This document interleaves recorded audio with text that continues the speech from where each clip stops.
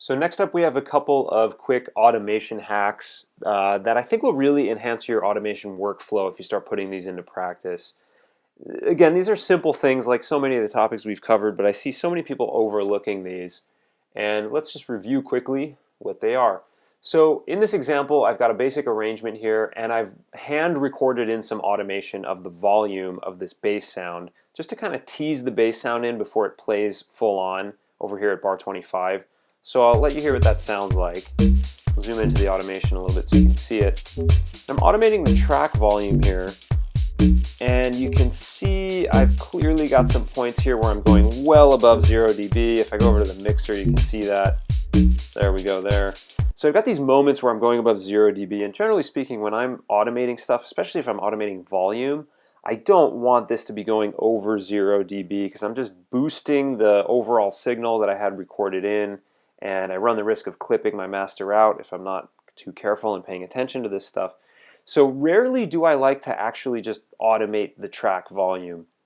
I've heard people say before you could use a utility effect and automate the gain control on that, and that's fine.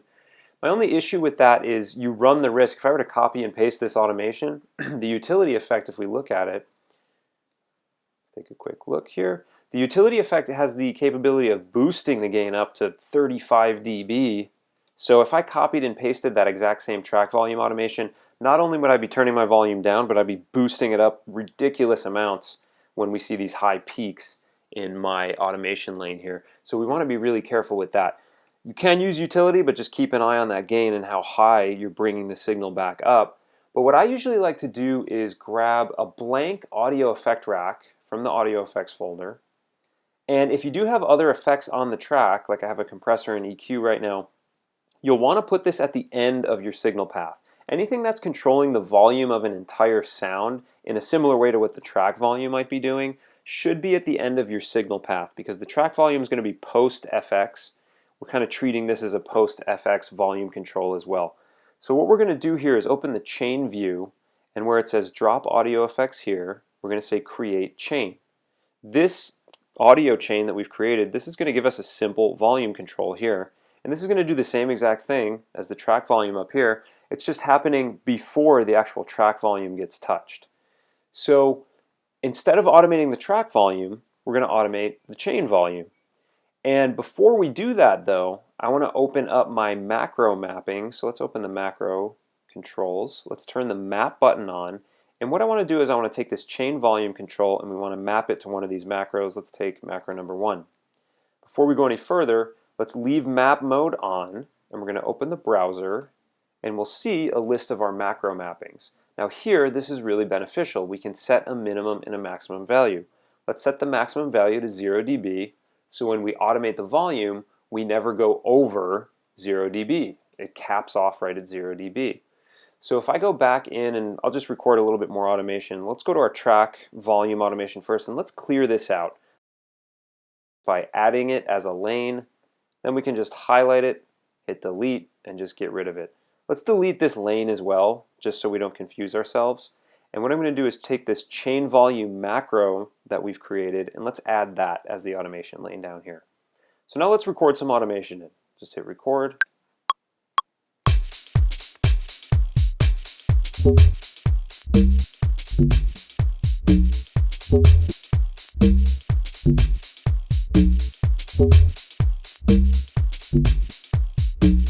Okay, let's stop that.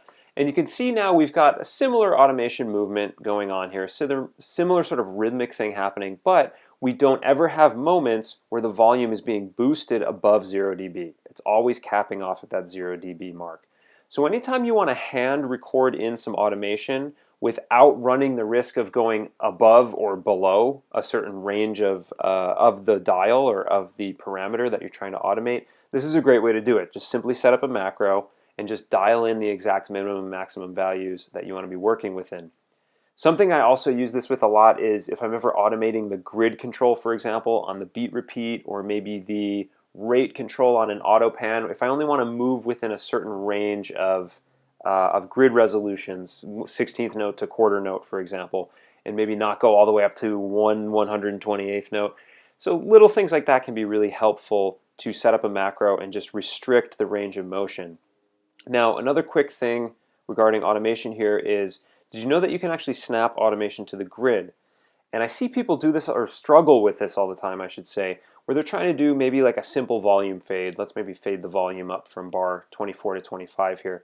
And I see them do this, where they'll add a breakpoint, add another breakpoint, create the fade, and they've created a fade, but it's not exactly happening where they want it to start and where they want it to end. You can see I've actually got this one starting a little bit before 24. If I zoom in on this, this one's actually ending up a little bit after 25. But if you want to snap it exactly onto the grid, here's how you can do it. Let's delete that portion of the automation. And I'll get rid of this breakpoint and this one here. And we can use the pencil tool to do this. So remember, if you switch to the pencil tool, the B key, you can draw up and down, and the automation will always snap to whatever your current grid resolution is. Right now I'm looking at a half note. This is helpful if you want to add in rhythmic automation, stuff that happens every eighth note, every quarter note, etc. But another thing we can do is, in the situation here, where I want to create a fade between 24 and 25, is we can highlight that section of time, then simply move your mouse just above or below, if the automation lane is maybe up near the top. Just move the mouse above or below the automation line. You can see how instead of red, it turns into this kind of bluish color. And if I click and drag from here up, you'll see that I've created 4 breakpoints now, and everything is snapping exactly to the extreme edges of the grid where I highlighted the time. So if I want to create a fade up, let's pull this up all the way. If I want to create a fade up in volume, I just delete this one breakpoint. And now I have a perfectly quantized to the grid fade. Let's maybe get rid of this last breakpoint too so it stays up.